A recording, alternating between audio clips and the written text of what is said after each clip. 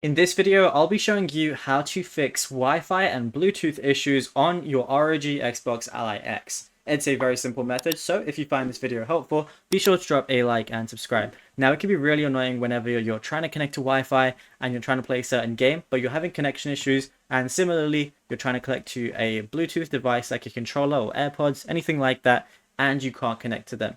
There's an easy fix for both, so I'm going to go through Wi-Fi first. First thing you want to do is press and hold down your Xbox button. Just make sure you don't have too many things open. The more things you have open that are like taking up and stealing your internet, the slower things are going to be. For example, if I had Forza open from my Game Pass, I had a game open like GTA 5 from Steam, and then had another one open from Epic Games like Fortnite. If I had all of those running in the background, it's really going to slow down my speeds. So if I'm not playing any certain game, just go ahead and make sure you close it.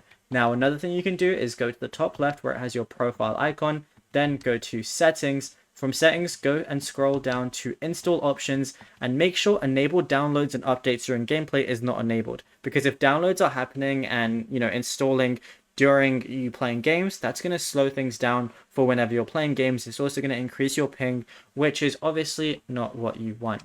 Now, for Bluetooth, what you want to go ahead and do is go ahead and press the Xbox button. Once you do, it's going to look like this. Go to settings. Firstly, make sure Bluetooth is actually connected. When you go to it, all you got to do is make sure Bluetooth is on right there. Then you can press manage devices.